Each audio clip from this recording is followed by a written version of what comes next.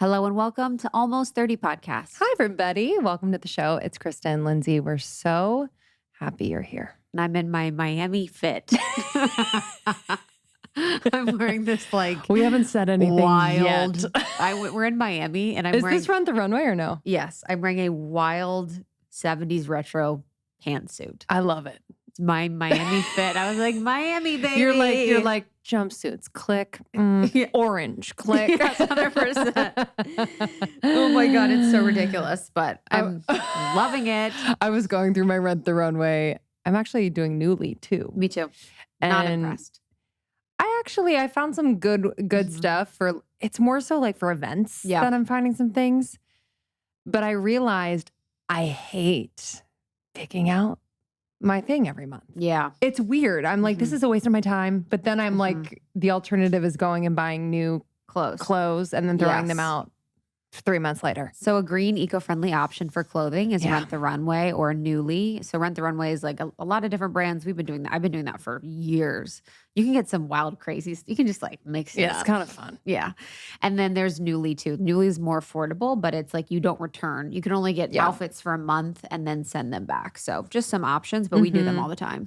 It's like the effort is worth it because I'm not like, the filling the closet and then purging is not 100%. Not really the vibe. But anyway, I like it. Looking fresh. It's abstract.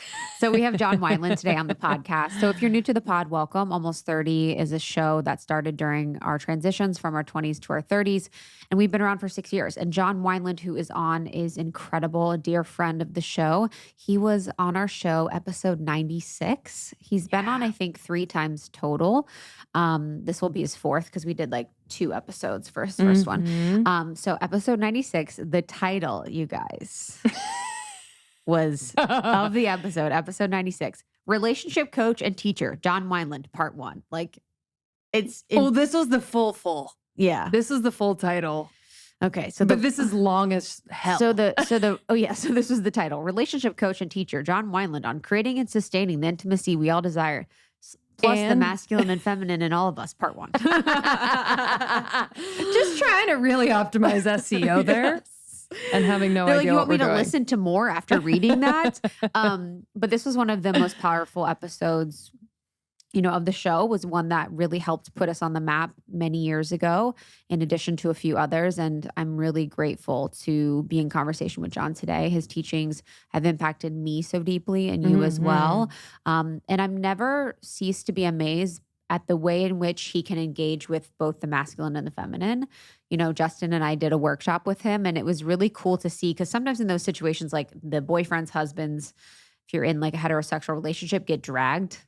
And so he like made them feel cool and made them feel very comfortable. Yeah. And it was never like, I'm with the women and we are talking to you and I'm trying to talk to you and basically convince you of the woman. And that's being on the woman's side, because usually the woman brings them there. Yes. So it was really cool to see him just like hold his own in that and be liked by all of the men and all of the women in the room. Absolutely. And I feel that in our interviews with him, anytime we sit down with him, there is like this very grounding, neutralizing energy that he brings to any conversation. I learn a lot about being in my body when I'm around John Weinland. I remember the first time we sat down with him, and it was like the deep breath. Yes. And like just being the posture. posture. And you could feel like he was just like in his root was just implanted into the earth. I know. I was like, he was in his dick. But it's so powerful. We've also done an event with John Weinland way back when at Soho House. That was very, very powerful. But the first time we met him, I had been single for a while. And I just remember, the John Weinland quote arsenal is extensive here at Almost 30. There are some killer quotes that I reference on the regular. We'll share some in a moment. But the one that I always think about is like, paraphrased, do not let anyone in before they really see you and understand you and are connected to you. At the time, I was letting quite a few people in. Kind of like a revolving door. Yeah, it was a revolving door.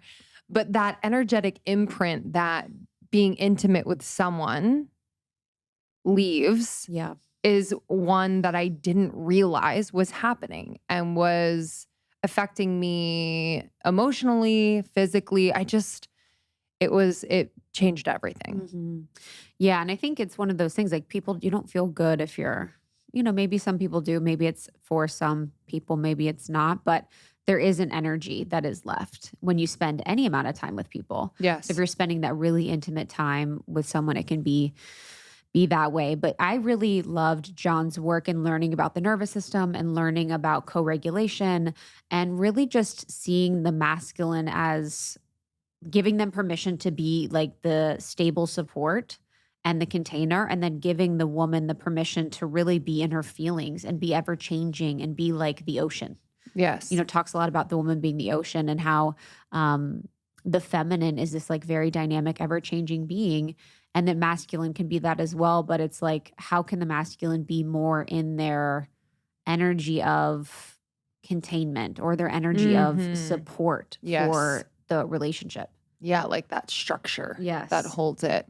Wanted to share a few quotes just from the episode that we first did with him because I feel like they still ring true and I feel like his work has evolved so much and he has a new book out. So, um, but he says that, and this goes to your point you just mentioned, one of his pet peeves is that men's work has been very good at teaching men how to express how they feel, but it doesn't necessarily teach them how to hold the emotions of others. He also says that the sacred masculine is about liberating your heart.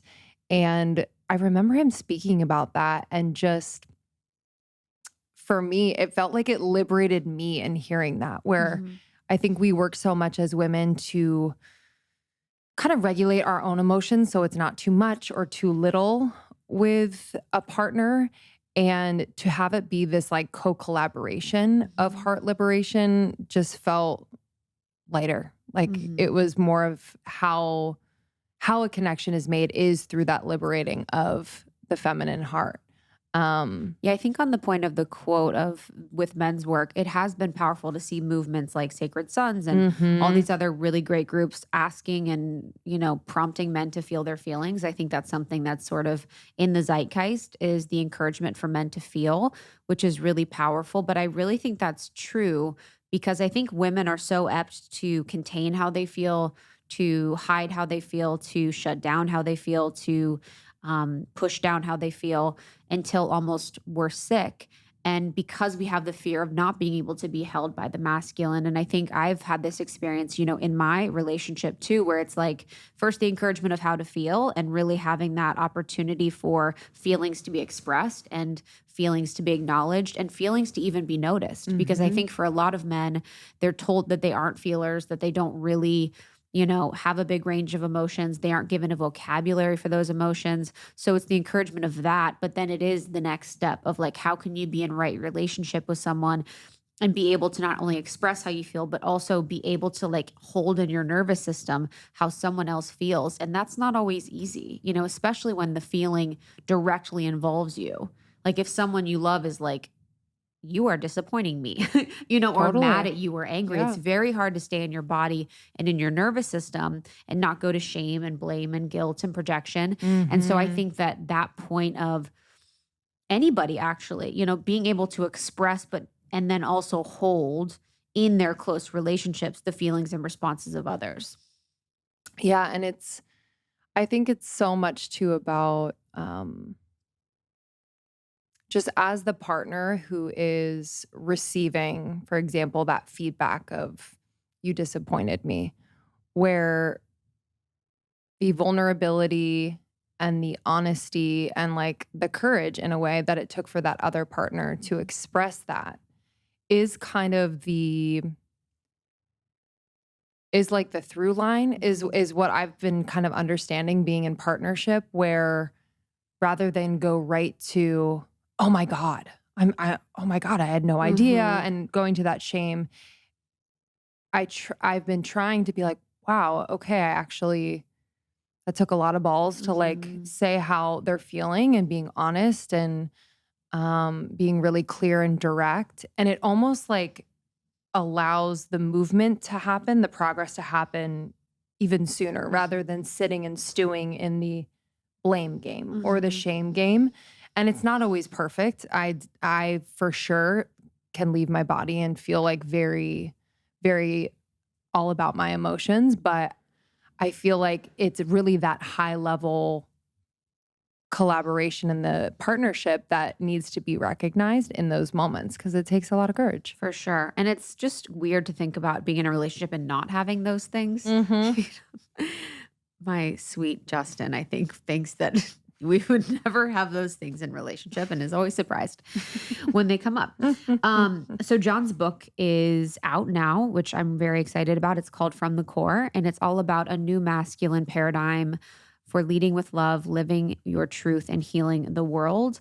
And John talks about the crisis of identity, where, right now the old paradigm of the patriarchy really has to go or change, and really figuring out what the next solution is. So is it to completely get rid of masculinity? No, that's not the answer. John Weinland talks about needing a generation of conscious men who can provide guidance and direction in their communities, just as we need the support and encouragement of women to do the same. And I really loved this piece that he talks a lot about, which is, the fact men right now receive a lot of flack for right reasons. Over time, we've really turned into this culture that is very patriarchal in ways that haven't been balanced.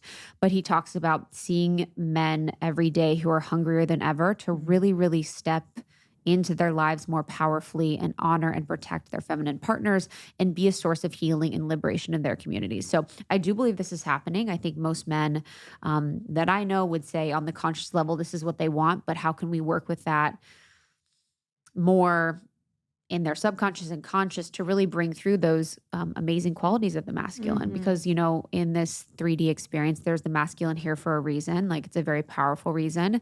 Just how can we figure out how to get it all back in balance and really support both parties in healing? Yeah.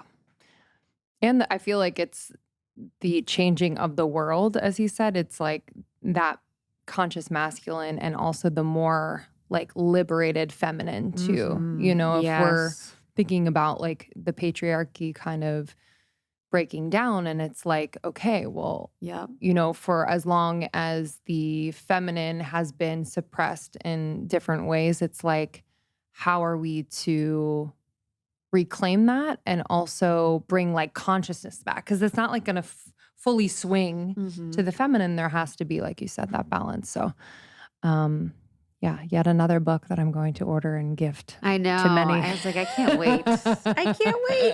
So you can listen to other episodes with us and John. Just search John Wineland Almost 30. There is 3 others in addition to this. Make sure to share this with a friend or share this with a partner. It's a really great conversation starter. And if you are not subscribed, make sure to subscribe so you get all of the episodes of Almost 30 in your inbox. Makes it super easy when you're going on walks, when you're going on hikes, when you're on the move and you want to listen to something super inspiring and fun.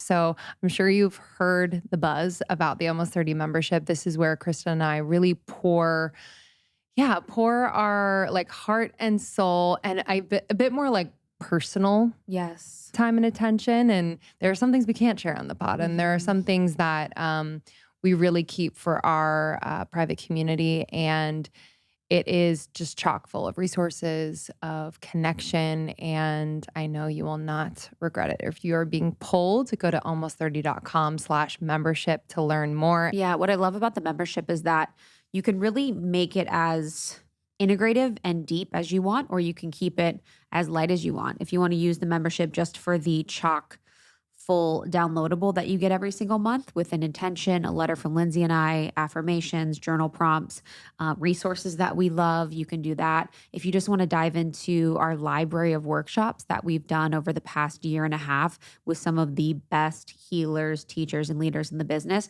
you have like hundreds of hours of content that you can really learn on topics that we talk about all on the show.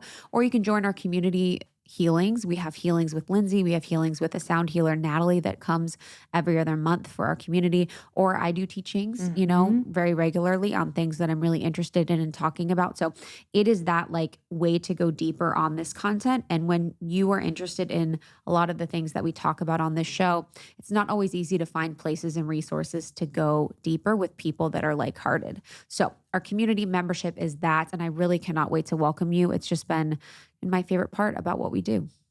Thank you all for listening. Enjoy this one with John Wineland, and we will see you on the other side.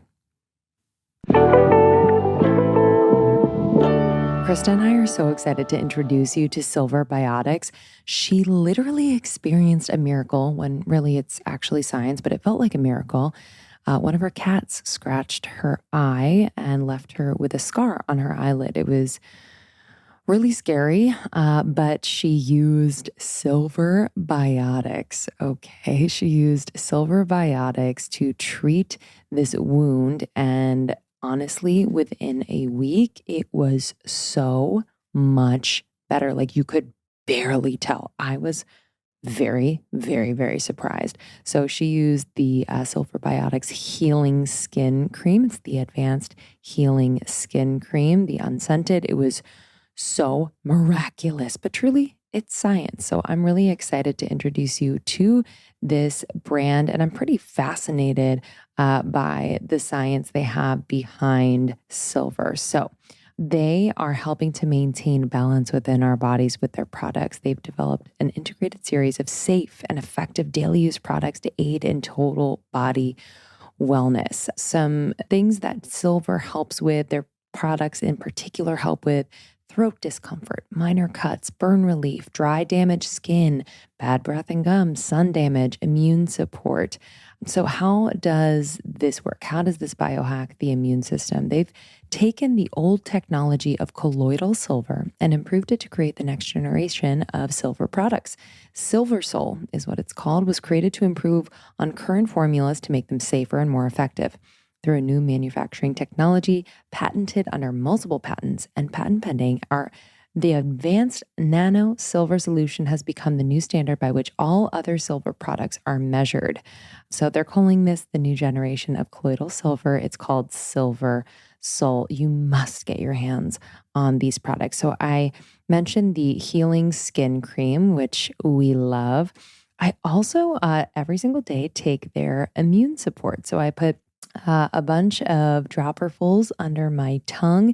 It's the perfect daily defense to boost your immune system. It doesn't taste like anything. It's amazing. So check out all of their products. And as always, we got you with a discount, baby. 20% off your first order when you go to silverbiotics.com. Use the code almost30. That's silver, BIOTICS.com. Use the code almost30 for 20% off your first time order. Every single day, whether I take it with cold water or I put it in my smoothie, I have athletic greens. This is a staple in my routine. It is a staple in what I am putting in my body, and for good reason. I'm sure you've heard about it, but AG1 by Athletic Greens is the category-leading superfood product. This brings a comprehensive, super convenient daily nutrition to everybody. So this is one single scoop. Let me tell you what's in one single scoop. It's going to absolutely blow your mind. It has 75 vitamins, minerals, and whole food sourced ingredients, including a multivitamin, multi-mineral, probiotic, green superfood blend, and more in that one scoop, that one serving per day. All of their ingredients are of the best quality. They are obsessed with making sure it's high quality, bioavailable. I've trusted them for years. They've been a partner of the show for years, and for good reason. We've heard from so many of you out there who have started using Athletic Greens in your routine, and it just changes everything. Your digestion, your skin, your energy. And this is in one scoop. I'm going to say it many times because sometimes we get overwhelmed with taking all the supplements, keeping it all straight. If you're someone who would want to get a comprehensive support within one scoop, vitamins, minerals, whole food supplements, this is for you. It's also great just to fill in nutritional gaps.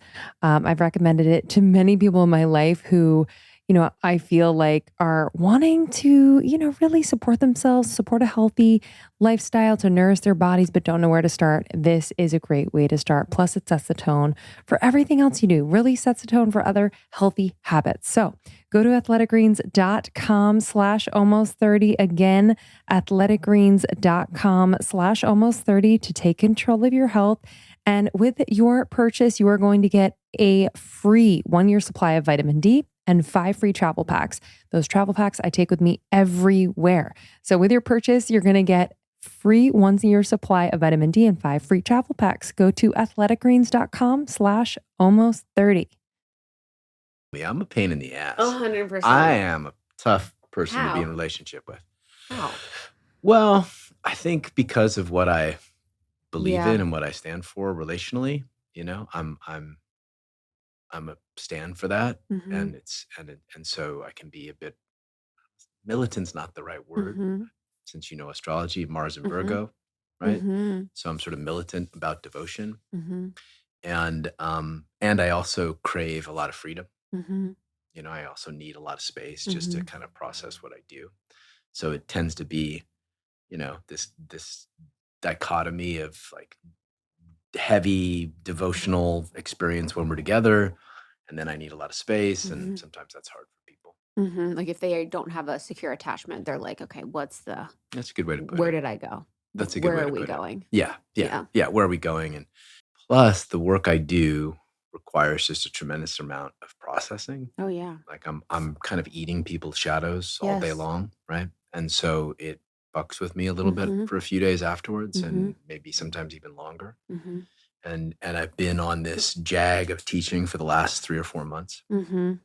And so it weighs on me, and Mhm. I just need extra time of Mhm. like no demand and and so that's Mhm. hard if I'm asking somebody to, give me a week or 2 weeks where I have to teach really intensely, and then I'm done, and I'm kind of Mhm. a zombie and clearing out lots of Mhm. people's stuff from my Mhm. nervous system. And so it takes a real commitment. I don't know if people know until they're in the work, but I didn't realize that till we started doing retreats, and I was like, whoa, afterwards Yeah.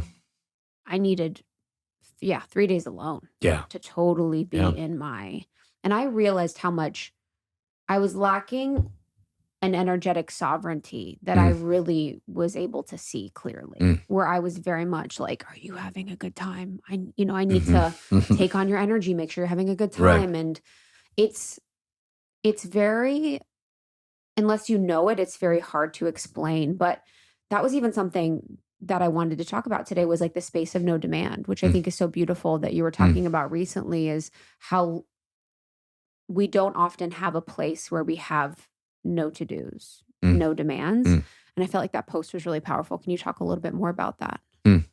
Yeah. Well, I think the masculine in all of us, Mhm. right? Gender is not doesn't matter here. Women are really finding this out, right? Mhm. The more that you're taking on, the more you're purpose driven, the more you're right, the more that part of you that needs to be in a space of no demand needs feeding. Mhm. And um, so the space of no demand is just this place where you don't have to attend to anybody, Mhm. but the flow of whatever the moment is. Where I see this happening a lot with men. I don't know if it's the same for women. It might be slightly different. Maybe you can tell me, but it's this being out in a space of high energetic frequency like nature, Mhm. right? And going into a space of nature where there's a lot of flow towards without any demand out. So that's why men get such a hard on for going into nature Mhm. because um, they can go sit on a lake or sit in a forest or sit on a mountain. They could receive that transmission of just pure, Mhm. unadulterated, natural That's like the beauty. feminine too, It right? is totally, it's this Mhm. feminine, yeah. So she is very generous out of nature, yet demands nothing Yeah. from you. And so, of course, human beings are different, right? But that's the thing that I think a lot of men miss, especially is they don't do that. Now you add what we did last week in Bayul, you add other men that you love and trust to that, and you get this sort of supercharged nutritional experience where there's play. I mean, we were up in the mountains. We hiked like almost 8 miles up Mhm. to this lake, 40 guys butt naked, swimming in an alpine lake, just laughing and having such a beautiful time and just so much trust for each other. And then we got out of that lake and I just had them sit there in silence for 20 minutes, right? Just like feeling each other in silence. And at the end, they were like, no, we want to stay. We can just stay here. Like they could have stayed there for another 2 hours. And the reason is that dopamine gets created for men in particular. This is a biological thing in a space of no demand with other men around, just like estrogen and and oxytocin gets created when women are in a space of connection together, right? Like the red tent, right? I was just saying this yesterday about the red Yeah. tent. So the red tent creates oxytocin, women together, touching each other. I mean, they're rarely sitting silently. Yeah. Whereas dudes will sit, if you give them the option, they will sit looking at nature silently. And that's how they dopamine gets created. And dopamine is a precursor to testosterone. So it allows them to kind of step back into the world or back into relationship from a place of being filled. So the space of no demand, if women could really understand that it's a space where men can be filled up again so that they can come back, more able to relate, I think but a lot of guys don't set it up that way, or they go out to the mountains and they party, or they, you know what I mean? They don't actually set themselves up to receive the natural flow.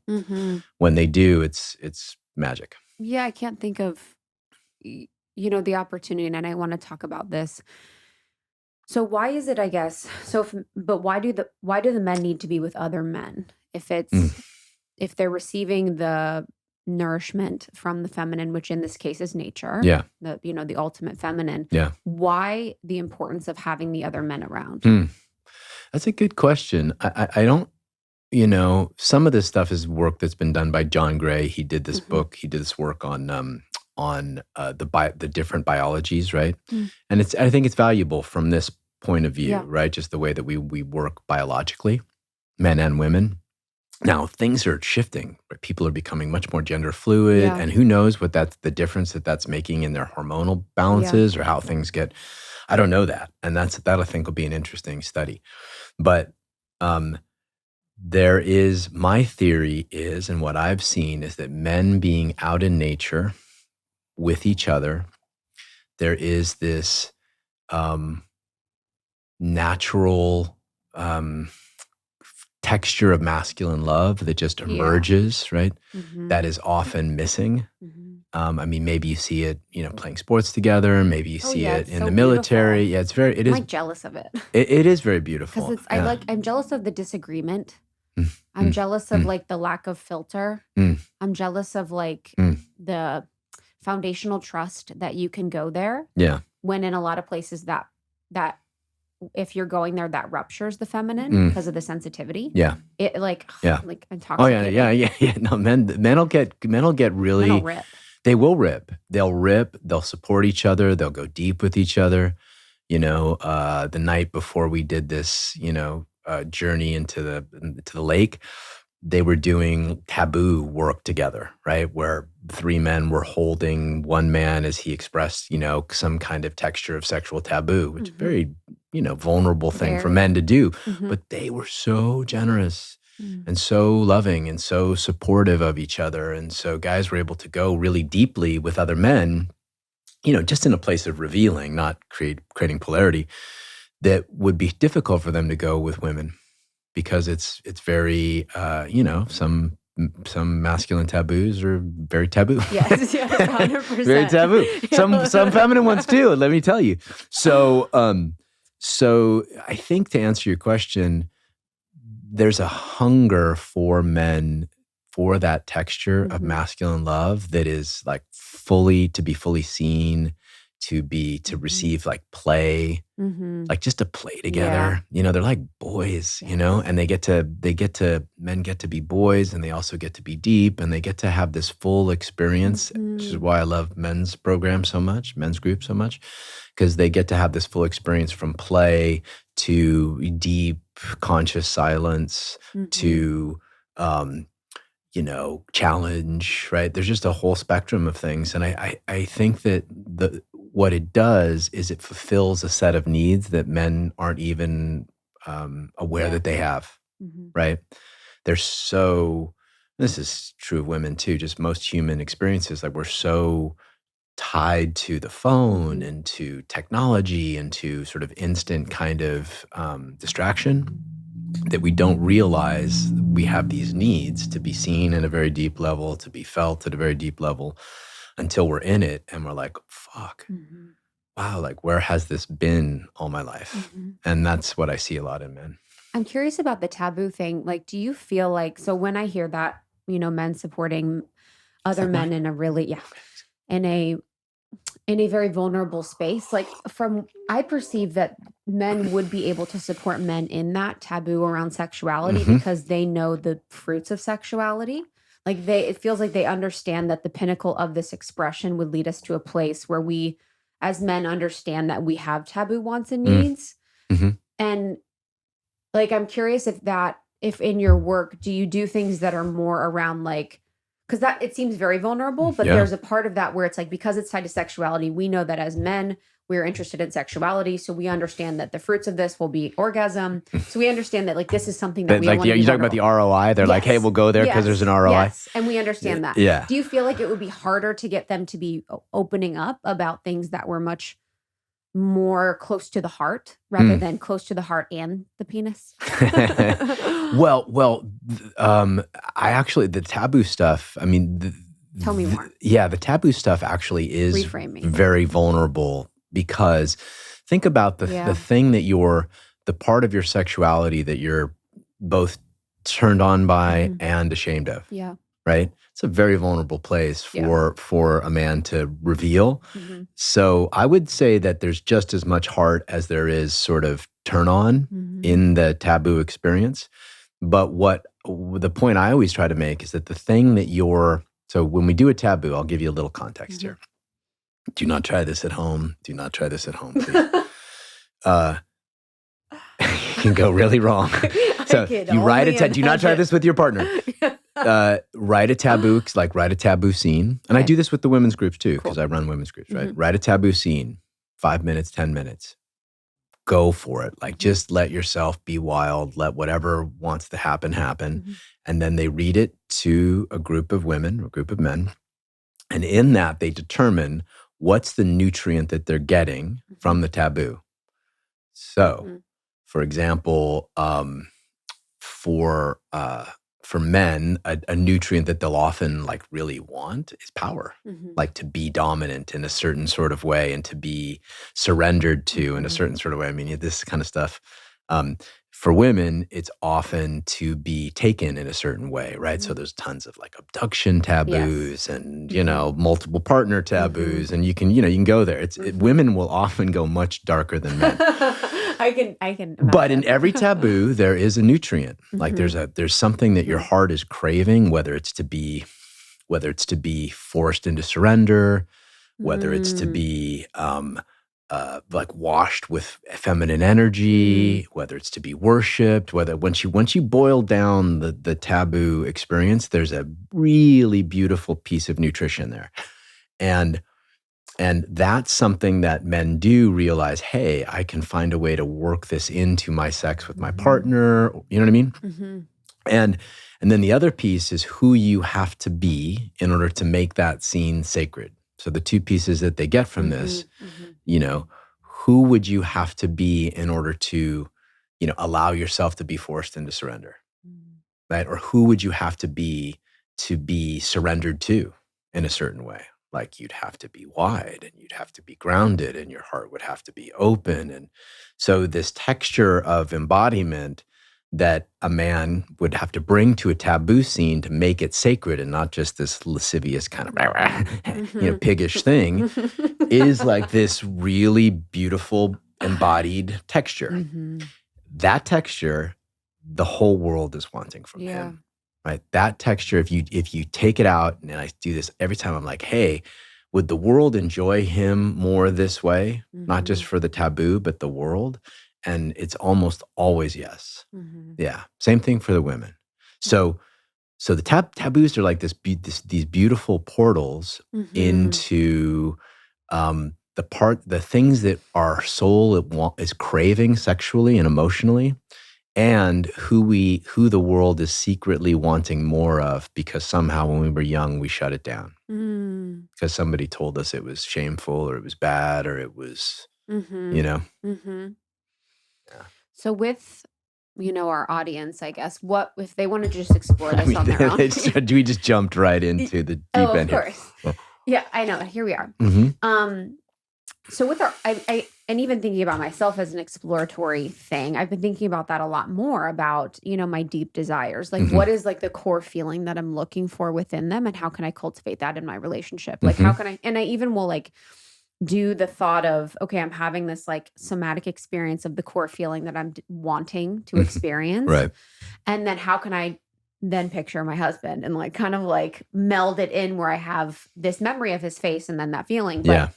what would you say for mostly our women audience as a suggestion for them if they want to explore taboos on their own? Yeah, well, I would start with desire, right? Because desire is a real easy place to start. Yep. But to get into, and I do this a lot with the women's work we do, and I think I even have a master class, so maybe I'll have Jen send it to you because it goes through a whole process, and the whole process There's always a master class. There's always a master class. Yeah. I just started that this year, so. The idea is to literally go into your heart. So if a common desire I'll hear from women is to be ravished, totally ravished into dust, right? Ravished into mindlessness, like some version thereof, right? So that desire is very visceral. Like you can feel it. Yeah. So if you go into your heart and you literally drop into the walls of your heart, the texture of your heart, and you feel that desire to be ravished into dust, into mindlessness, and you just allow it to steep in your heart, like feels good, right? It feels good. There's no grasping from that, right? And if I was to put you in front of a partner, your husband, right, and have you guys practice, and you just really felt that, and then let it spread through your chest and spread into your abdomen, and you started to move from that place and look at him from that place, you wouldn't have to say anything. He would naturally be magnetized into giving you that. So it's almost like you become she who must be ravished. Right. And there's a shape. Like she who must be ravished has a shape. Right. Just like he who must be trusted has a shape. And teaching men and women to get into that shape and then, relate and exchange energy from that shape is the way to do it. So for your audience, I would say practice feeling like going into the desire, really feeling the desire. Now, you could do this as solo sexual practice. You could actually do this making love with your partner. They don't even need to know. And you just drop into it. The problem is when we get attached to how the desire needs to be fulfilled. That's the disconnect. So the desire itself is the solution, not the meeting of the desire, if that makes sense. Because it's like our brain, it's almost like our body has the emotional experience and the hormones and chemicals are created. And then our body is sort of laying over that, like how we would be able to meet that. And that's almost where the taboo is created, where it's like, this is the ultimate manifestation from my mind's eye of how this somatic body, heart experience will be solved. Well, it starts internally, right? It starts internally. And so you solve it, let's say, internally by feeling it fully. And then you're right. Your body starts to create hormones. It'll start to kick off serotonin and oxytocin and estrogen. It'll start to literally fill your bloodstream with sex hormones, right? As you imagine, as you really feel this, like what ravishment would look like. And then that immediately evokes something different from your partner. Right? Evoke something different from your partner. But the moment you start like grabbing towards them, or rather than like inviting them into the experience with you, you start to grasp for them, the experience changes because then it becomes a lack. Like I need to be filled with this versus I am filled in this. Does that make sense? Yeah, 100%. And it's much more attractive. Oh yeah. It's much more attractive to. Does the man have to be conscious for this to happen? No. This He'll can all just, be. Like, it'll be natural. He'll just feel it. He'll just feel like, what is going on with her? I want to dot, dot, dot. Yeah. Yeah? Yeah. I want to pull her hair. I want to drink her blood. I don't know, whatever it is, right? I'm something. How'd you know, John? And it's an interesting thing that I see in workshops a lot where people can communicate desires by feeling them fully. Mm-hmm. Where we run into trouble is we don't want to actually take the trouble, like you dropped into your heart, you closed your eyes, I could feel you, you went into it. We don't want to do that work. We want just someone, give me a pill, 100%. Do me. Yep. Right. And so that's, I think, the shift that people, once they make it, it's so obvious. And once they see the reaction in their partner, it's so delicious. So the taboo piece, I mean, desire is usually, let's call it just a little desire to be ravished is one way. Taboo would be the darkest version thereof. Yeah. Mm-hmm. If I was going to oversimplify it, right? So how would you, like, if you just let yourself go, how would you want to be ravished in this particular way? And then be in that. But you can, once you know these kinds of things, you can play with them in your relationship. It's not like you're, going to set up an abduction scene, Although I've seen that. Yeah, people can do that. And that's a way to work with sexuality that's safe and beautiful and nourishing. We were talking with Aubrey Marcus for our interview, and he was saying how Esther Perel says to keep that novelty, you can wear wigs and like dress up and stuff. He's like, I don't know if that's it for me. And it's like, because it's so energetic. It's like if someone's in the same energetic, but in a wig, you're almost like, what? Yeah. I mean, I guess I could take it. It's all different energy. You could dress a certain way. You could dress differently. You could, how would she who must be ravished dress, right?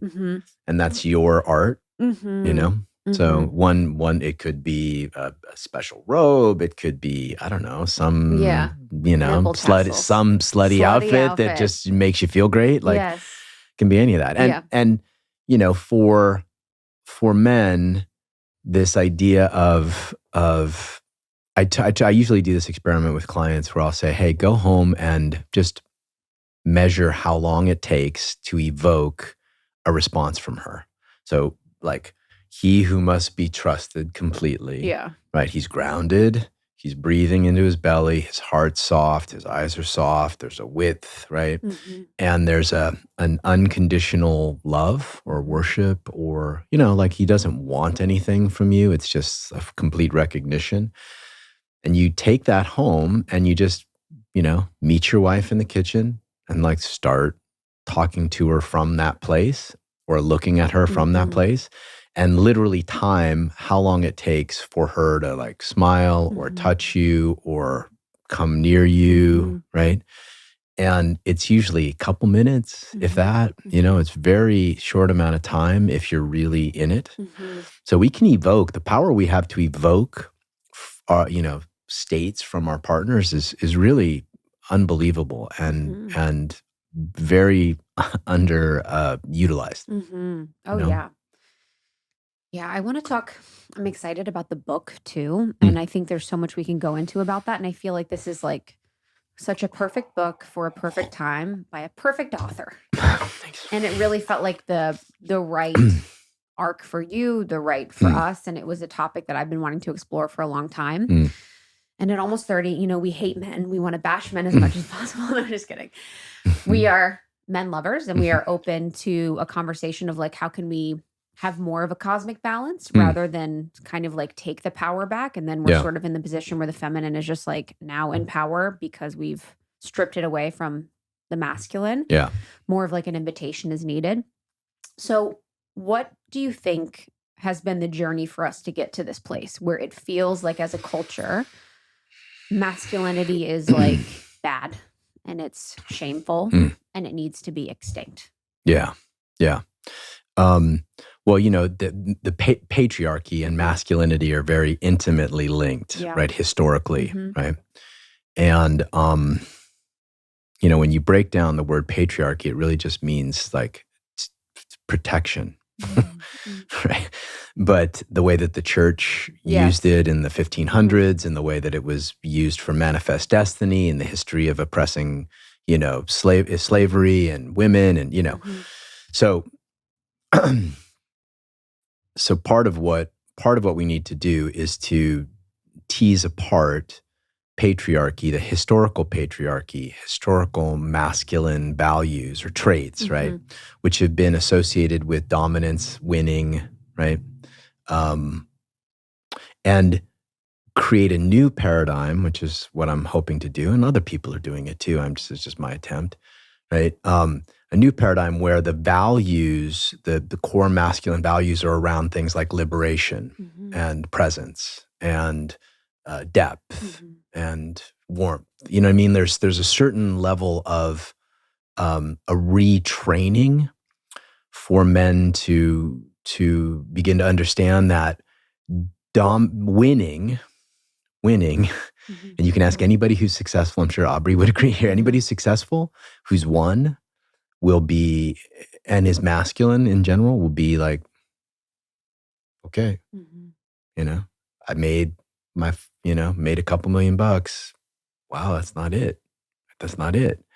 So winning, dominating is this kind of, the patriarchy is about controlling, this might not make a lot of sense, but the patriarchy is about controlling the feminine, right? Yeah. Dominating nature, dominating women, dominating, right? Right.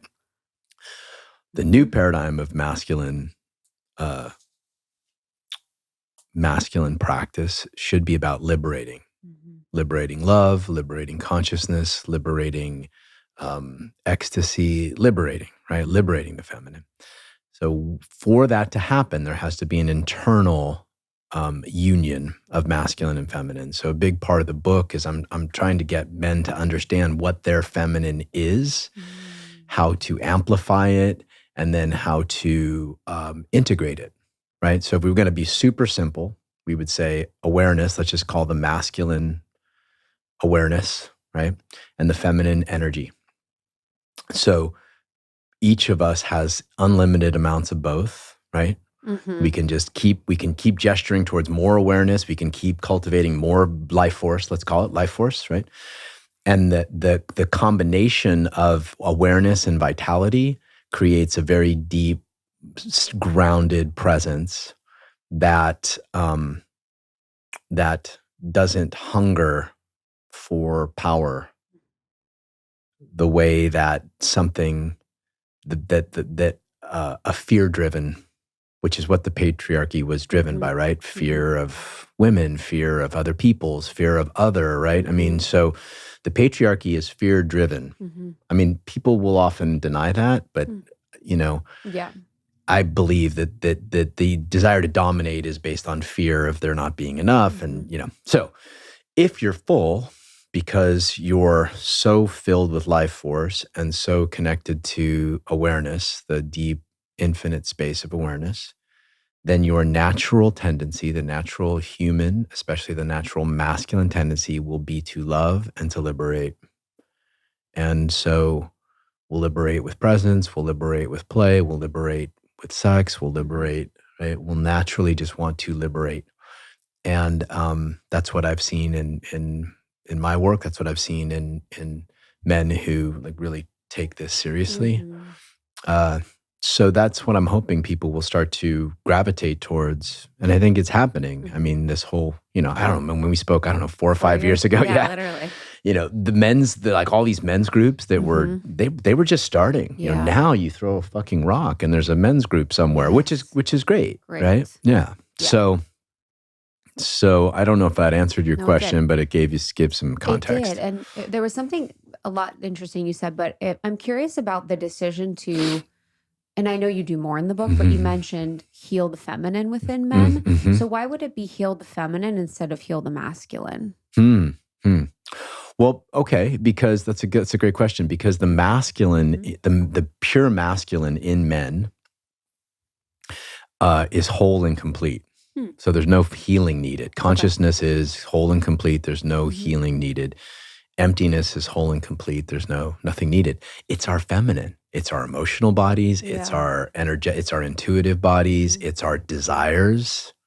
These are all the aspects of the feminine within any human, not necessarily just men. So if you buy this framework, like some people might not like this framework, but this is the yin and the yang this is old. I'm not coming up with it. David Data didn't come up with it. It's been around for years, right? So the feminine is where a man's feminine, as we're talking about men, is normally where the trouble starts, because they don't know how to control it. They don't know how to control their emotions. They don't know how to control their desires. They don't know how to be with the emotional experience of others. So they'll try to dominate versus feel, right, and liberate. So here's a good example. So think of a dad, right? You got a 4-year-old kid, doesn't want to go to bed. Okay. So the toxic masculine will say, get to bed. I'm telling you now, you can get a spanking. That's the toxic masculine. The sort of more healthy masculine would try to reason. Like, if you don't get to bed early, you're going to be tired in the morning. We've got a big day. We're going to Disneyland. You don't want to be tired. We'll try to reason with the feminine, right? In the form of a 4-year-old child. And we know how that often goes. But the sort of sacred masculine will pick the kid up, blow on his stomach, like carry him into bed, wrestle him into bed, they'll probably be laughing and loving. By the time the kid hits the bed, his heart's wide open and he feels totally loved. And the capacity to do that, whether it's with, a workshop, a romantic partner, a child, is your capacity to elevate above and beyond patterns to dominate, patterns to, right? And so it's kind of falls into the category of shepherding your own feminine. It's the way I talk about it in the book. And that just means bringing awareness, breath, ground to your emotional body, energetic body, so that you can make choices that liberate versus dominate. It's interesting because I remember when you talked, it's like the feminine or the masculine almost seems like it's the tussling, where it's like the play. So I guess how in that example is that feminine and not masculine? Well, anything that's energetic. So, Yes. so this we can I'm get stuck on the labels. Yeah. And it's okay. It's cool because we're trying to understand the polarities. Think of it this way: that anything that's energetic is the feminine, right? But awareness on how to use the energy of our bodies is our masculine. So our awareness. Okay. Meaning, if you're aware, for example, you get home, right? And you're aware that your partner's just had a shit day and needs just stroking and loving and, right?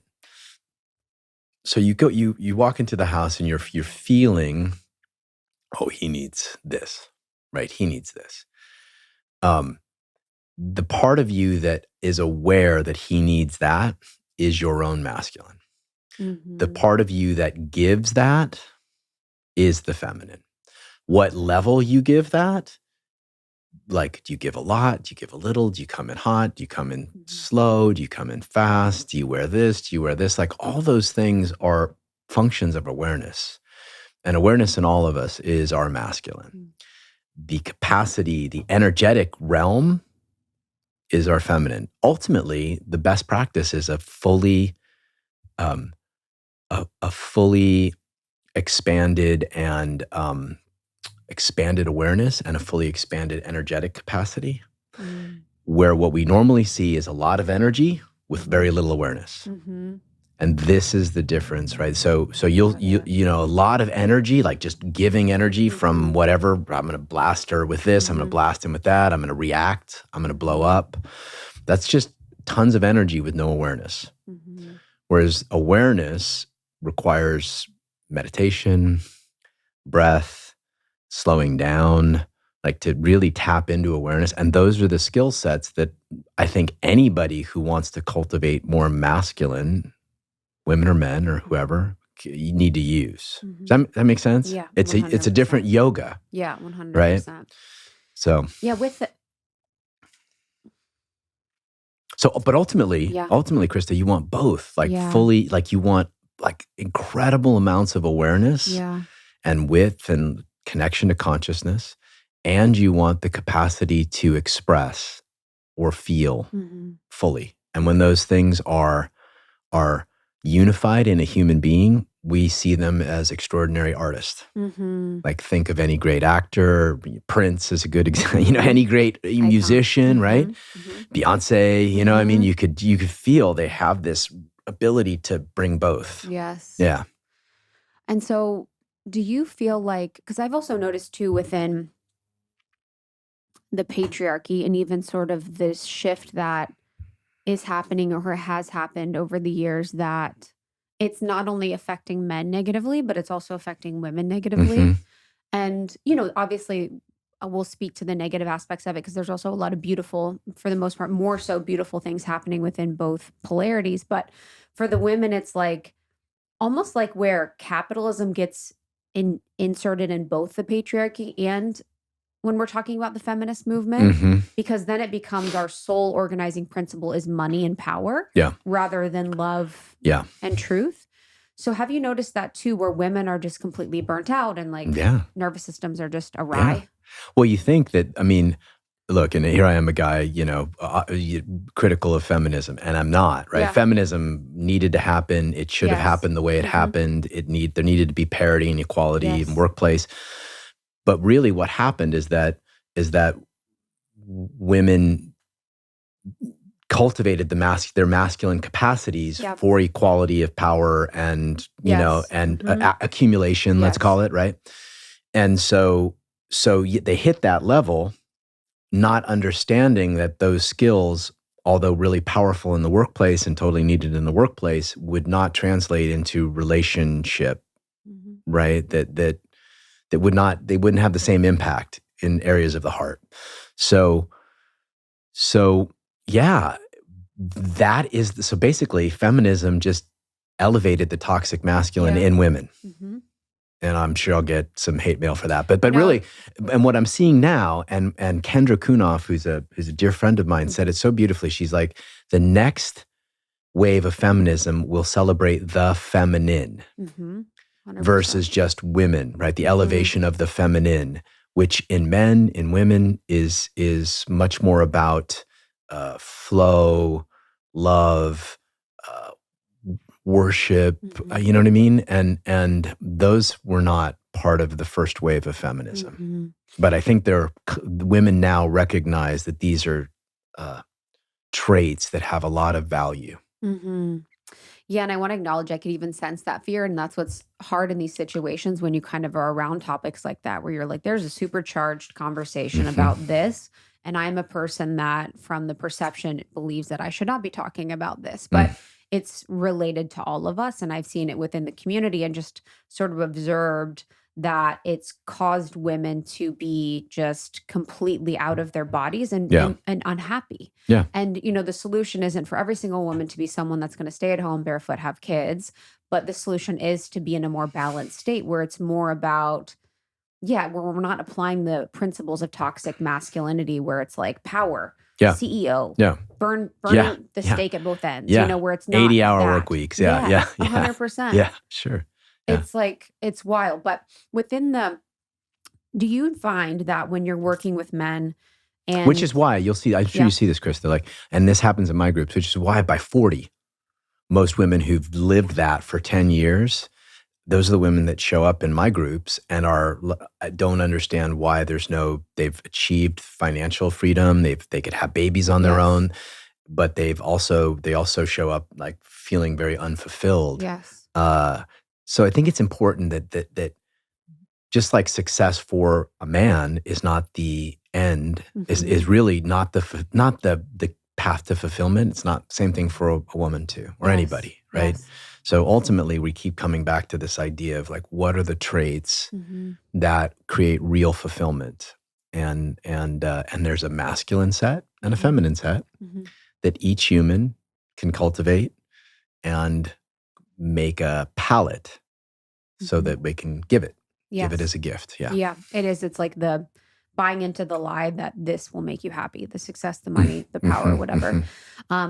Within, or just on the point of the 40-year-old woman, or like people in the space where you're kind of on that track where you've bought into that idea of what success is. And then you're sort of looking around like, I haven't been able to have a nourishing relationship with a man. I haven't been able to feel ravished. I haven't been able to feel that nervous system comfort with being in the masculine. Yeah. But what happens, I'll see a lot of times too, is, and I'm curious if this is true or not, a lot of women will say like, oh, they're intimidated by you. Like men are intimidated by you. Men are, intimidated of your success, intimidated of whatever. And I think there's truth to that too. But like, what do you think? But then there's also not truth to that. So what do you think about that statement or that situation when that comes up? That men are intimidated? Yes. Well, I think it just depends on what they're, if they're in the workplace, just like, power exists in the reverse, right? So if you have a very powerful CEO who's a woman and there's one of her subordinates is a man and she's really intense and powerful in her position, he might be intimidated by her in the workplace. I don't know if that translates totally towards relational field. I think it's different in the relational field. What more often happens, I mean, I'm just digging my own grave here. What I like to do. I like to make people like... More often happens is that there's a repulsion. Of course. Yeah. So he if he is masculine, if he is masculine, right? And this could be in a same-sex relationship, right? If he is masculine, and she's bringing a toxic masculine from the workplace to the home, he will not, there's no polarity. It's basically two alphas kind of fighting for position, so to speak, which is what I see a lot. It's also her, and not even to hate on it, but it's like being inauthentic to herself in her own essence. And that's, from my perspective, really what it is. It's like if you're inauthentic to what's true for you, then it's going to be, there's not going to be a match. Well, and this is what, your generation, right? I'm sure you guys see this all the time, but your generation is kind of moving in the right direction, like moving in the direction of, okay, let's take what's been successful in terms of entrepreneurship and creativity and power and structure and all that. And then let's add this other realm of intuitive beauty and radiance and, and let's add these things, intuition. And let's now cultivate a new generation of success with this kind of deeper understanding of what success really means. For men, what I'm seeing now is they spent the last 50 years learning how to express themselves, how to go into the woods and play the drums, and how to be fully expressed and how to flow, and they spent the last 50 so years doing that. And they're realizing like, whoa, wait a minute, that also repulses her if I'm too far in flow, flow boys, fuck boys. I mean, you get you see it all the time. That'll repulse her. So I need to add depth. So I think there's this recalibration happening on both sides that's very healthy and hopefully gonna help people relate more fully, Yeah, on the that flow boy, fuck boy, how can we as women tell if they're in their feminine essence or if they're in their like little boy? Well, it might be a little both. I mean, they might just really, because flow feels good for everybody, right? I put a group of men in a flow practice and they're so happy, right? Because holding presence is effortful. Yeah. It takes effort at first, at least, until it's relaxed. And so you got to also think that the feminine has been, just like the masculine has been celebrated in women, the feminine has been celebrated in men a lot. And so just men have been celebrated for being more radiant, being more beautiful, being more expressive, right? All of those things, right? Which is good. It's good. So the capacity, little boy, I think what you would probably want to discern is, can he deepen in a moment of you revealing your truth? That's how women can tell, right? Like if no matter how flowy he is, blah, blah, blah, but when you like stop and really let your heart out, can he receive it? Can he drop into the moment? Can he drop into this breath? Can he drop into the earth and hold it? And if he can, and he can really fluidly move, because ultimately that's what we want. We want humans who move fluidly between masculine capacity and feminine capacity, regardless of where they land on the spectrum.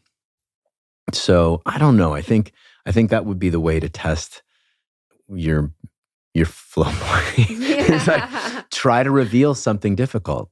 Try to reveal like an ouch, and see what he does. And if he can't manage it and he just kind of like evades it, then probably stuck in little boy. But if he can deepen with you, and chances are you have a second date. Yeah, with the it's just interesting too, like even thinking about little boy and the feminine, how so much of what we understand as feminine and what I understand as feminine is like that love, that like uninhibited love. But then how is the masculine not that, and it enables that, or what is like the perfect? Yeah, this is a tricky definition. Yeah. And this definitely refers back to David Deda's framework, which I take some from. Not all of it, but some I think is really valuable. And this is a piece I think is valuable. So let's say you're having an experience, right? Yeah. So you're having an experience with your partner, and there's love flowing between you guys. You're making out, or you're looking into each other's eyes, or whatever. There's an experience of love flowing between both of you. That experience, all experience, is the feminine, right? And this is Buddhism. This is ancient Taoist principles. Like, the feminine is experience. The field of awareness from which that experience emerges is the masculine. And the more we're aware of, so you have an experience, like we're having an experience now, right? But there's a part of you that knows that the experience is happening, but it isn't part of the experience. You know what I'm saying? Like witness, the witness. The witness, it's opposite. But, there are many witnesses, right? So there's the witness, and then there's what's behind the witness. And you can explore this forever. The deeper you go into that place of the field of awareness, like a big sky, I like to think of it as a field of awareness, sky of awareness. The more you're in your masculine essence, and the more that a human, man or woman, can express that infinite space. So if I feel the infinite space of consciousness that's always there, right? That never changes. It's just, it is. And if I start to express that through my eyes, through my breath, through my body, right? I can feel it. Yeah, you can feel it. It's actually crazy. Yeah, you can feel it. Now that's masculine sexual polarity. Yeah. Right? That training men to be able to feel the depth of consciousness and then press it through their physical body is masculine sexual yoga. But it doesn't have to be sexual. It could just be, it's the more that they bring that part to the relationship, the more the feminine, whether it's children or your feminine partner, the more their nervous systems can relax. Because they feel you attached or connected to something greater than the experience of the moment. Yeah. Right? And so the experience of the moment is always changing. It's not stable. It'll never be stable. It's beautifully unstable, but it's not, you see the, what I'm saying? Yeah. So teaching men to give as much attention to that space of infinite awareness and grounding and that kind of stuff as they do to experience is, I guess, my work in a nutshell. Yeah. And that's all energetics. Totally. Energetics and awareness. And awareness. Yeah, bringing your aware. If I'm aware of that field of awareness, I'm taking my awareness, I'm taking it off of you, or I'm taking it off of my thoughts, and I'm putting it on the infinite. Yep. And it's really freeing. Yeah. I mean, this is what meditators have been doing for millennia.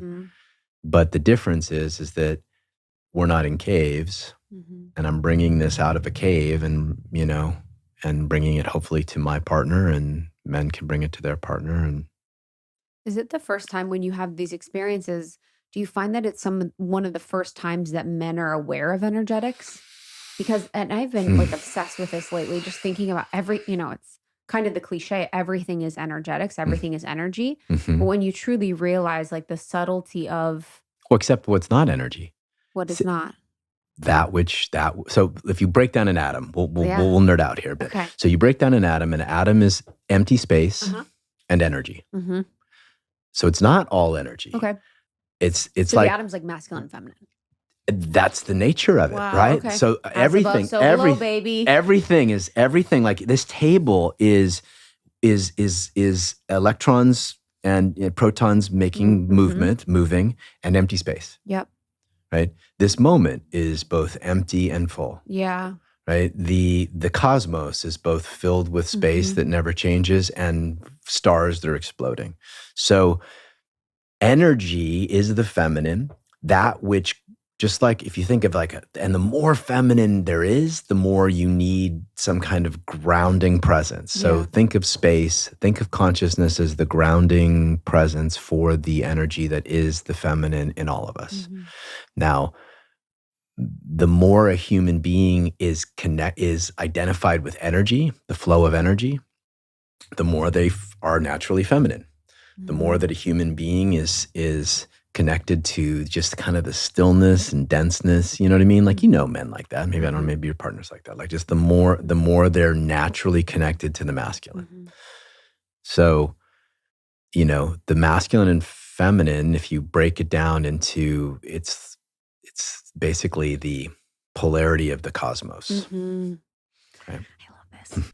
Okay, y'all, it's summer and it's time to show off our healthy, smooth, glowing skin. Doesn't that sound nice? Well, I have the product that I've been telling everyone about. It is from Osea. It is their Andaria body oil. Y'all, it is unbelievable. It smells like heaven. The skin loves it. It absorbs beautifully. It doesn't leave that gross, oily residue. It is rich. It is luxurious. You are going to absolutely love it for your legs, for your arms, for your entire body. I recommend the Total Body Glow Trio. It's clean, it's safe, it's responsibly sourced, it's vegan, it's cruelty free, and powered by the sea.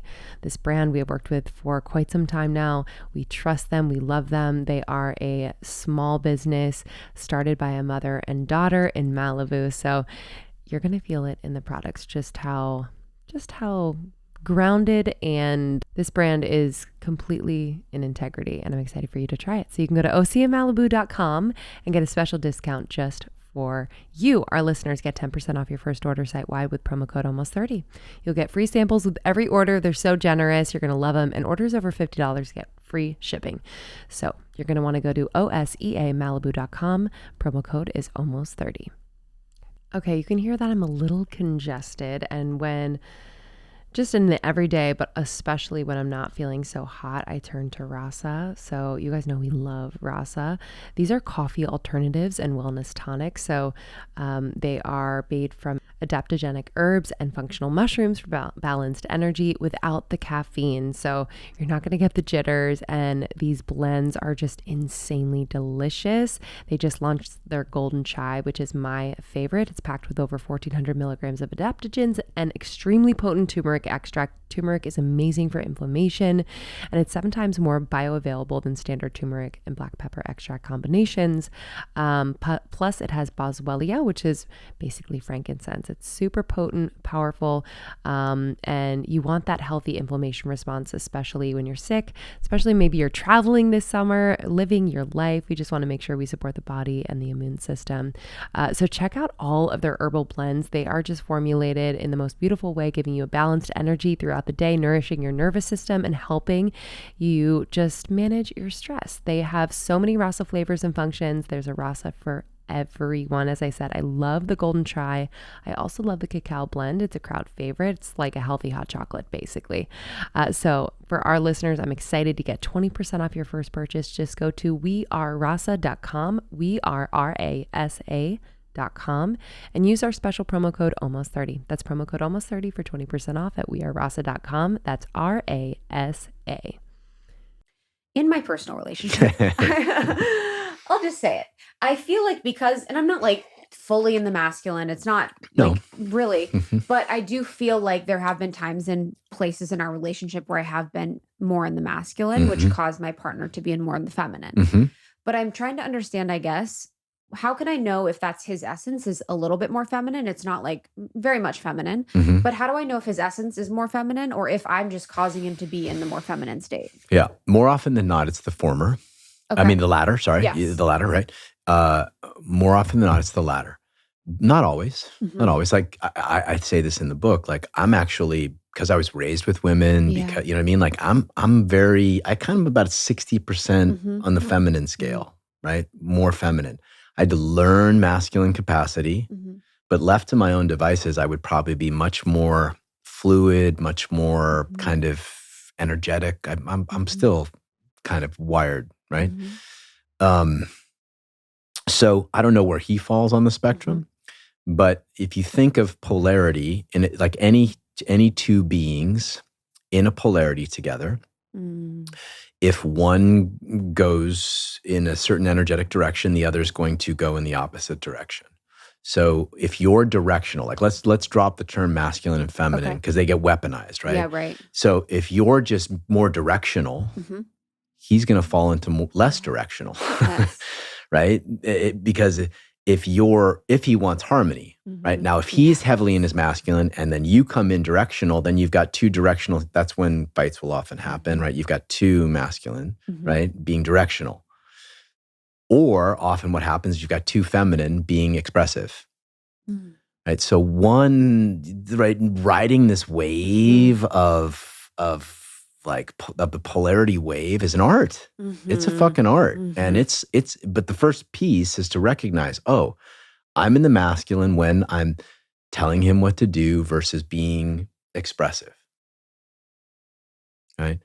The difference, I think I've used this before, is, you know, uh, please close the window, right? Versus I'm cold, Mm. right? So I'm cold is like you're expressive, right? Mhm. And then you invite him to be directional. He gets up and closes the window. And none of that is wrong. Like women should be using their masculine capacity because in large part it's better than a lot of men's masculine capacity.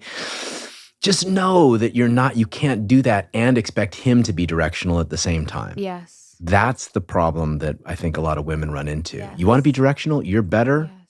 Do it. But don't expect him or resent him for not being directional. Yeah, I feel like that's the trend I see is that of Mhm. like wanting the directional and then they're like being directional about wanting them to be directional and then it's like this They like send them to my workshops. we went to your workshop. They'll buy. Yeah, I bet you initiated that, right? Yes. Oh, So yeah, what do you mean?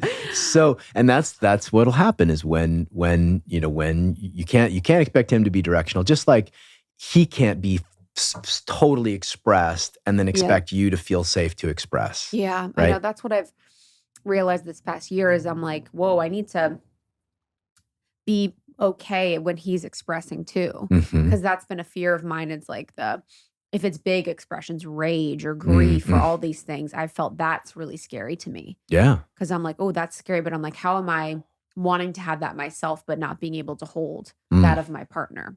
Yeah. You know? Yeah. But yeah, when we did your workshop, it was amazing because he totally was like into it. Like we were like doing the exercises. I literally shut down. He was like, surrender. He was like, surrender more. And I literally was like this. I was like, I was like, wow, this It is can a be good, confronting. very. Yeah. I think my thing too was in front of people, feeling embarrassed. Probably easier with women. Like if you came to a women's workshop. Yes. So you have a standing invitation to come to a women's workshop and practice. I would love that. Yeah. It was. But in the book, you have a few different principles or ideas or ways in which that you want to have this healing, or you envision seeing this healing happen, or invitations for the healing to happen. And I want to talk about 3 of them a little bit more. And the first one is taking responsibility. Yeah. Can you talk a little bit more about that? Because I'm sure women listening are like, yes, bitch, take responsibility. Yeah.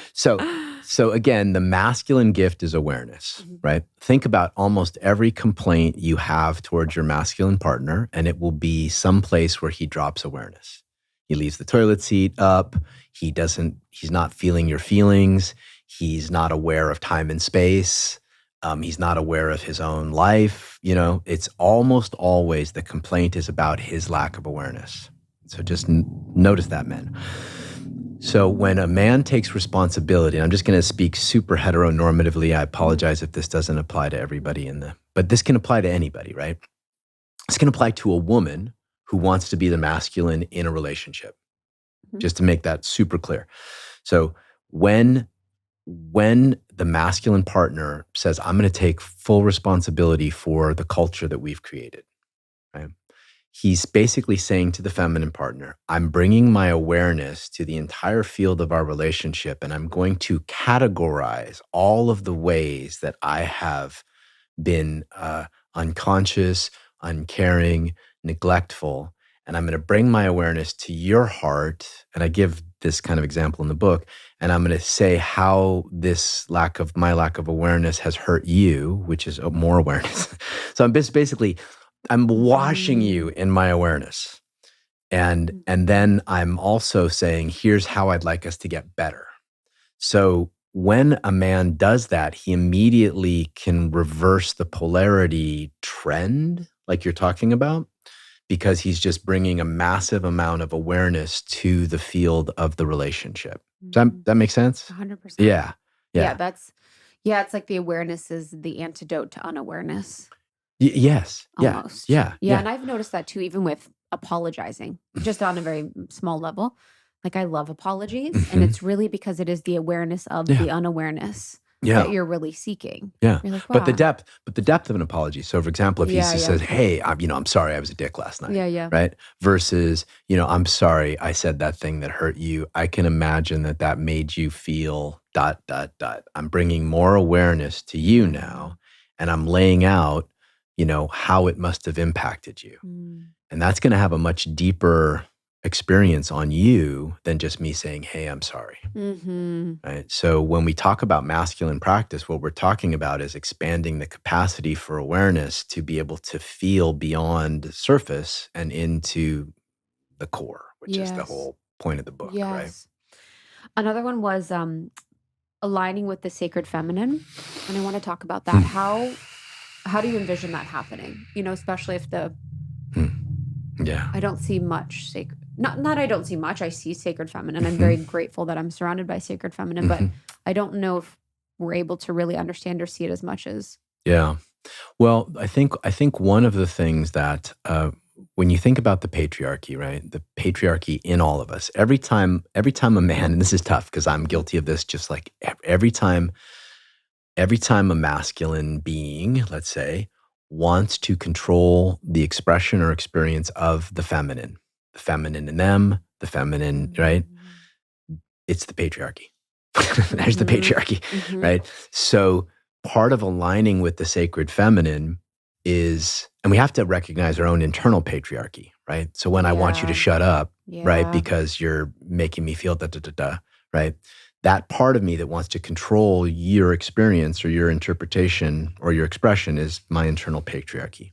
Now, that doesn't mean I can't set boundaries. I should set boundaries. I could say that's enough. I'm going to take off. I'm leaving, right? I don't want that.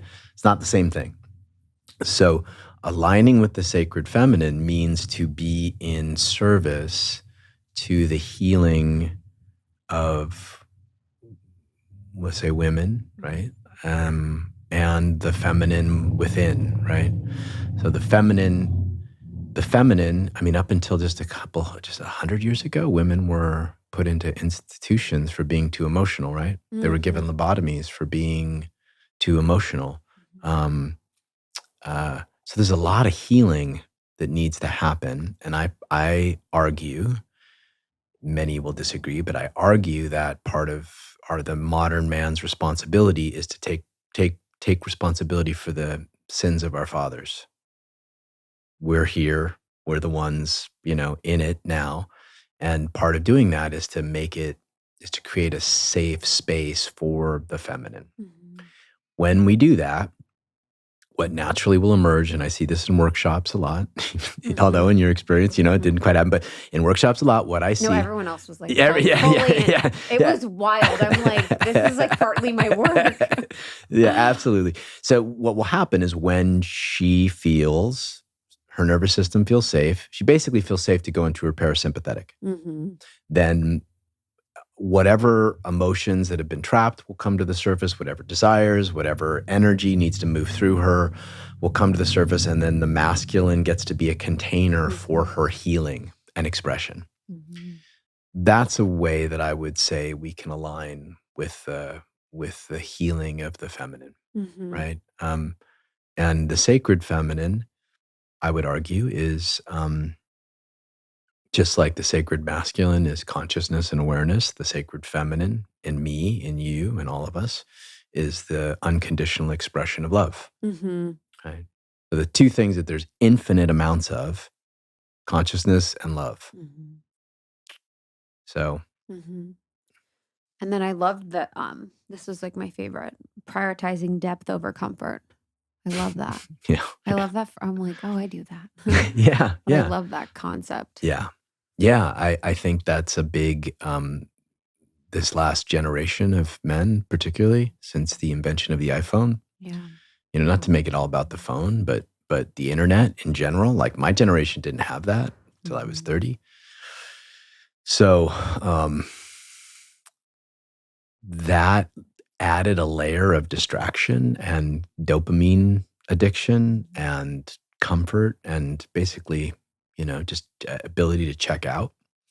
And so almost always comfort numbs awareness and comfort becomes an addictive cycle, right?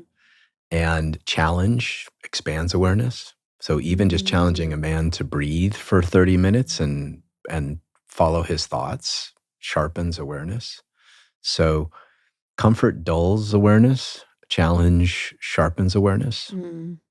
And challenging a man to be, or I have transgender people in my programs too, challenging anybody who wants to cultivate their masculine to deepen expands awareness. Mm-hmm. How much within that, when you have transgender people within your groups, is them tapping into their own internal balance between them and understanding their own specific energetics? Maybe it's a little bit of both. And them sort of reframing these toxic or incorrect ideals and then understanding the sort of sacred masculine and feminine. Yeah. Well, that would be my goal for everybody. Yeah. Regardless of sexuality, right?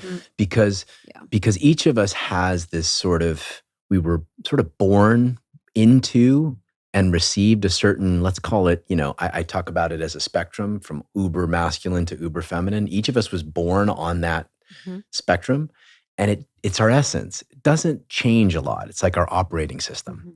So whether you're a transgender, human, or you're a man or a woman, whatever, you still are born on some spot that's kind of like your natural starting point. From there, you get to choose what capacities, like what artistic capabilities, let's say, you get to expand. And I think that everybody, the first part is to find out like where you are, like what is your essence, like what is your essence? I, for example, my spiritual essence is very masculine. Like I prefer stillness to movement. Feel much more comfortable. My emotional experience is more feminine. Like I prefer heart open, full emotional expression to, my sexual experience. I much rather be the penetrator and the director of the sexual experience. So it's masculine. My physical experience, like I'm just kind of like I'm like a tank. I don't really care so much about looks or things like that. So my physical experience is masculine. So we each have these different parts, right? And so finding that out is a really important piece for every human, right? You might, like I have a feminine mind. I'll bounce around. You probably heard me in this conversation. I'll go, oh, here.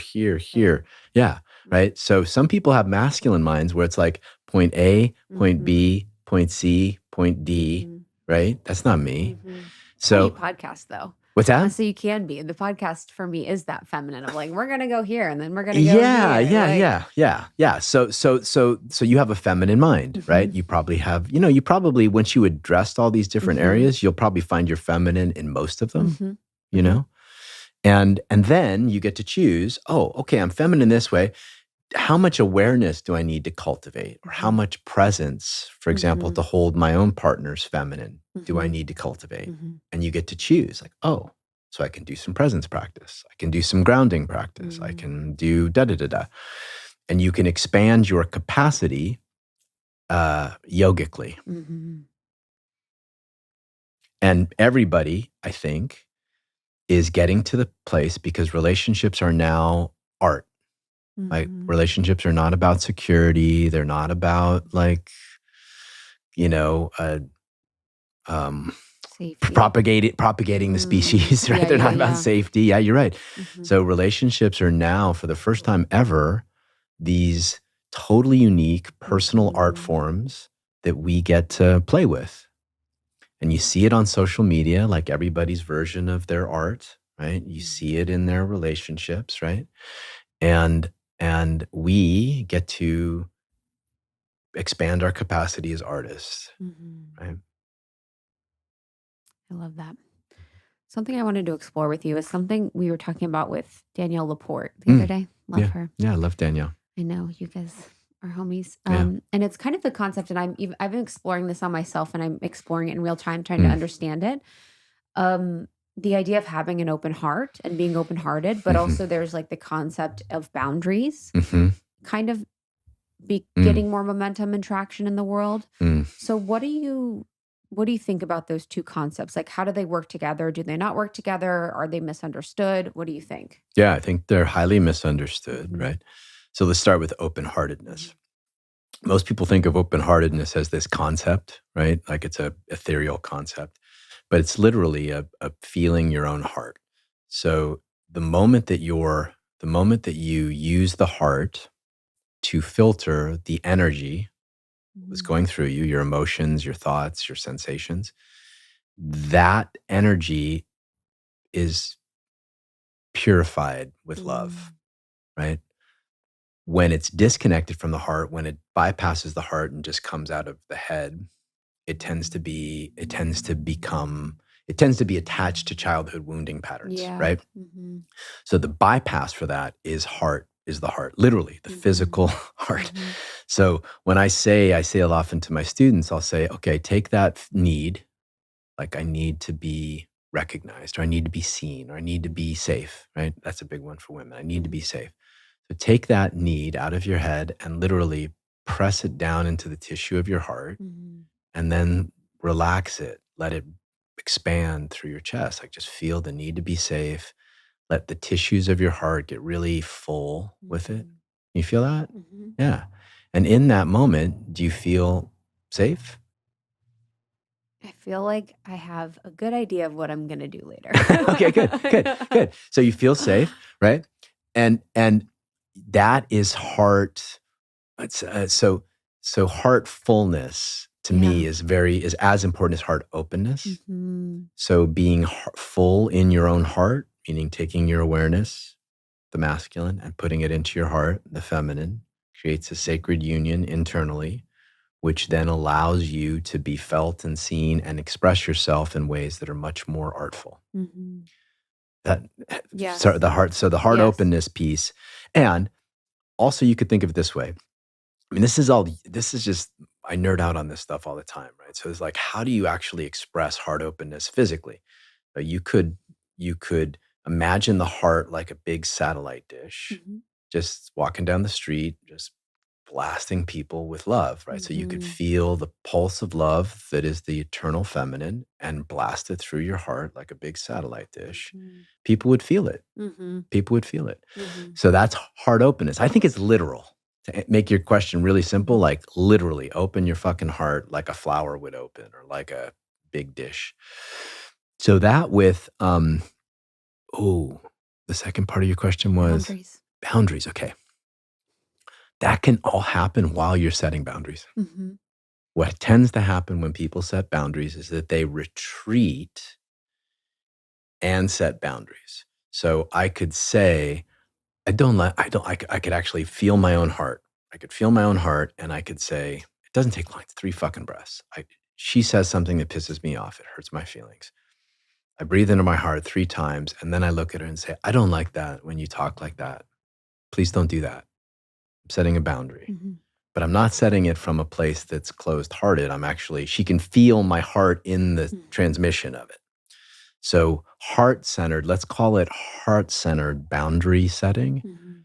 literally involves the feeling of your own heart while you're setting a container, which is the masculine. So boundaries are the masculine. Mhm. I think I talk about this in the book. Boundaries are the masculine. They're a container for the flow of emotion, the feminine. Mhm. So boundaries are absolutely necessary. What happens is that people will tend to disconnect from their heart and wonder why their boundaries create disconnection. So, Mhm. you know, Mhm. Yeah, I feel like and it's an art form. yeah, Boundaries are an art form. Yeah. it is. Yeah. Yeah. Kendra Kunoff, again, I'm I think you gonna wrote her name down. yeah. Kendra's wonderful Okay. around boundaries. Okay. Yeah. I would love to talk to her. Yeah. Yeah. Yeah, because it's such a balance where it's like originally I'm like boundary, and I set boundaries unconsciously when I was younger. And then it's like as I get older, I'm like, ooh, how much are these boundaries like a place where I'm not willing to go in my heart and have a conversation? Mm. I'm scared to speak my truth. Mm-hmm. And so I'm doing these things. Mm. Like boundaries are so powerful, but I think we're sort of getting lost with them. Yeah. And I've even realized too, like, we have such a conversation about it, but recently I had a boundary set with me and I was like, oh, this is interesting. I'm like, okay, boundary set. But I didn't understand why. And I'm such a why person. Like once I understand why of anything, I'm like, great, I'm set. I didn't understand why. So I was like, I'm going to Google how to accept a boundary. Like, what are the rules? How do I accept this boundary? So I was Googling, I'm like, how do I accept this boundary? There was nothing. Wow. There's like nothing out there about Right. accepting a boundary, Right. but there's so much out there about giving a boundary or creating a boundary. Right. So I'm like, oh, this is obviously a problem. Yeah. If every single person is creating boundaries, putting up boundaries, but we're not reciprocating them. Yeah. Yeah. Then tons of people are just boundaried up. That's so funny. Yeah, it's really interesting. So Yeah, they're boundaried up. That's a good way to put it. They're boundaried up, which is, here's the way to check. Is it a closure? yes. Right? So Mhm. there's a way to be boundaried up and heart relaxed. Mhm. There's a way to be, and it almost always starts with elongated, deeper breath, a softening of your heart, a softening of your eyes. Hey, I don't like that. That didn't feel good. Mhm. Ouch. Ouch. Just Mhm. ouch is a really good boundary, Yeah. you know? Mhm. And if the boundary is a closure, then chances are, you're defending, right? Of course, a boundary is a defense, but you're defending to the point of shutting the door Mhm. on the person you maybe love. Mhm. I'm sure there are times, in fact, I know there are times when hardcore boundaries are absolutely needed and a heart closure is absolutely needed. Mhm. But most of the time, especially in romantic relationships or people we love, that capacity to do both, Mhm. that's the art, Yeah. Boundaries are needed. How can you set up, okay, here's a challenge for your audience. How can you set a boundary Mhm. where the person receiving the boundary feels deeply loved? I know. Yeah. I think bringing in the ouch is a good one. I know I'm trying to figure that out as well. I'm actually Well, how about, baby, I want to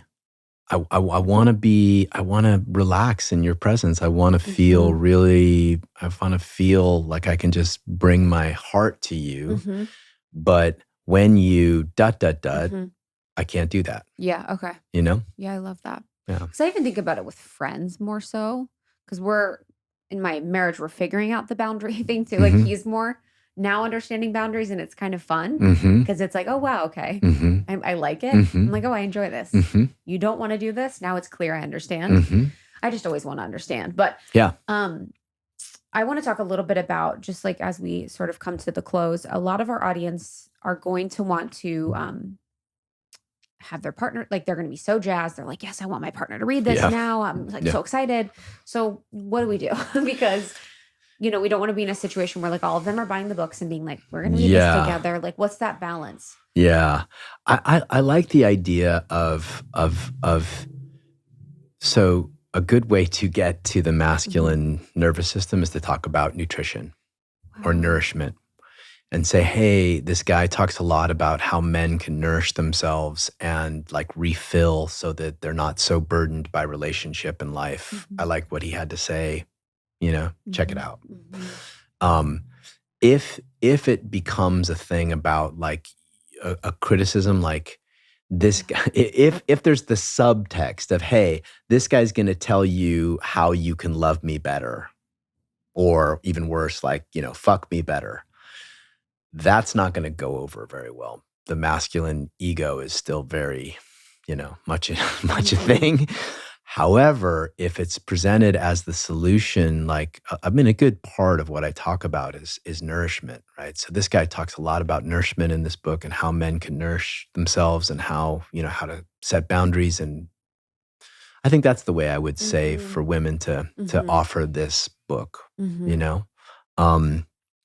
or they can just, have the guys, again, it's listen to this podcast, listen to this guy, it's really, unless it's presenting something that I'm pretty clear, every man that I know feels some version of this. Yeah.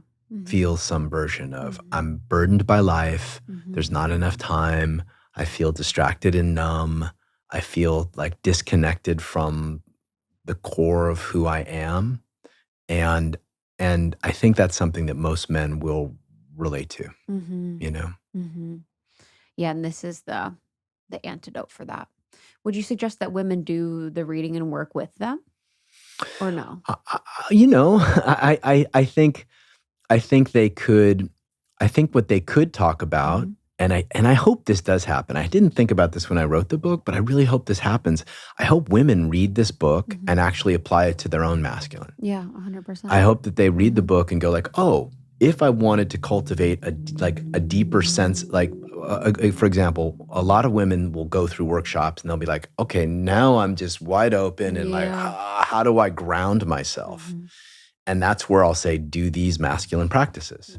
So women are just learning now the value of sovereignty, of how masculine practice, like depth, grounding, breath, expansion of awareness, that actually creates more sovereignty so they can hold their own feminine.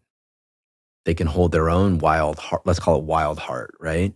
And so I hope that women actually read this, and as opposed to seeing it as something he should do, they actually apply it to themselves and cultivate their own masculine in whatever way they want to.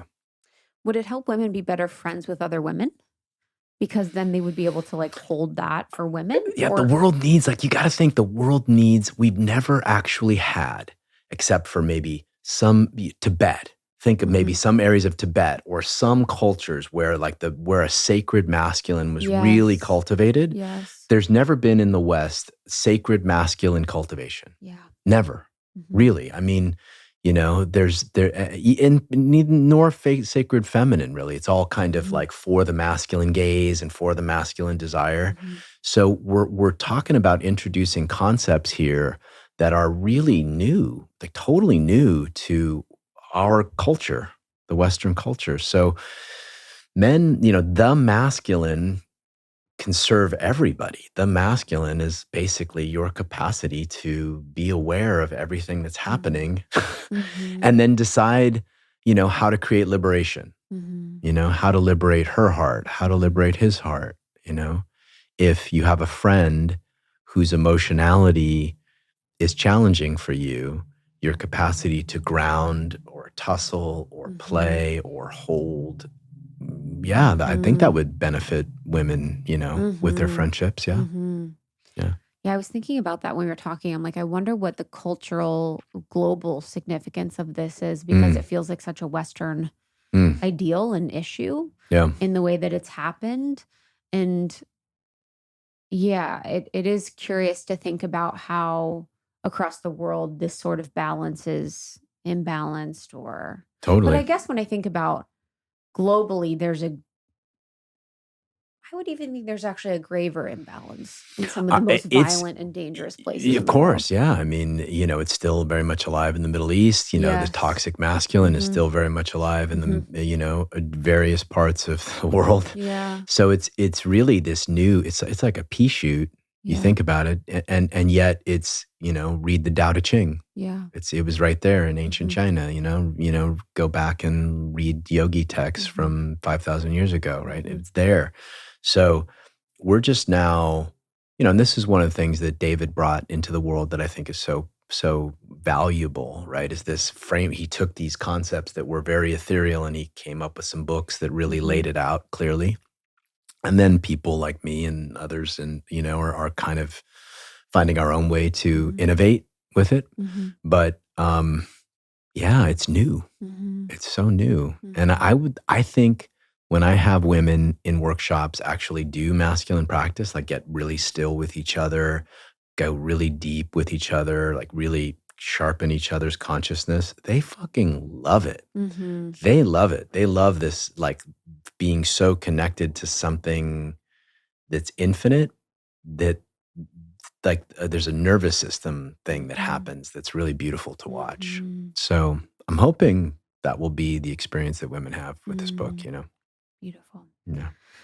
Last question. What was like the most surprising part that you wrote? Like, what was a part that you were like, whoa, I didn't know that this was going to come through, or I didn't know that this wasn't going to be included, or maybe even a part that scared you? Yeah, I think the part about death, maybe. Oh, wow. Yeah, I think I got really, because I wrote this after Claire died, and I think the probably the piece that I think will be most cringed at. I mean, I wrote a piece on taboo, so I think that might be a close second, but will be that feel death as the masculine. Right? And I think there's an exercise I give in the book where I have men meditate out and feel everything that's dying, within a mile or 2 miles, and just literally like connect, not to the suffering or the morbidity, but just to feel that transition from existent to non-existent, and meditate on that. And I think that'll probably freak some people out. And I'm not sure. I'm not sure where that came from. I think a trip to the redwoods. I was feeling like how everything's living and dying at the same time, and we focus on everything that's living. We're like, oh, look how beautiful, but feeling everything that's dying at the same time just relaxes something. Wow. Yeah. Why do you think it relaxes? Because it's Truth? because it's still. Because it's we're in this world, I think, and this goes to your previous question about what women can get from masculine practice, like this ability to feel deep stillness is a human condition I think we're all craving more of. We're so in experience, we're so in consumption, we're so like, more ayahuasca, more chocolate, more goods, more sex. And this ability to really cherish stillness, I think, is something that hopefully people will get. Beautiful. Yeah. We're so grateful. So grateful for you. Thank you. I'm really looking forward to it. Thank you. The book is out August 2nd, so it'll be out now, and you guys can all get it. And then we have like 4 other episodes we've done with you.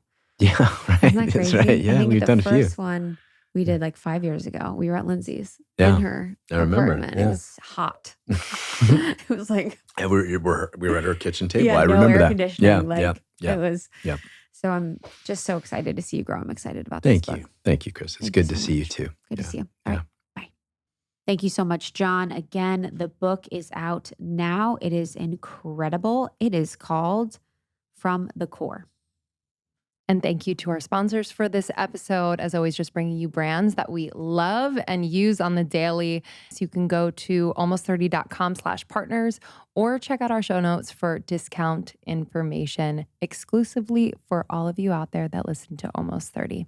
Thank you for listening to the show. Make sure you're subscribed. We have new episodes every single week. And make sure to check us out on YouTube. We're looking good today. Looking good today. Wow. We're on YouTube, baby. There's tons of good clips and content on YouTube for you to dig into too.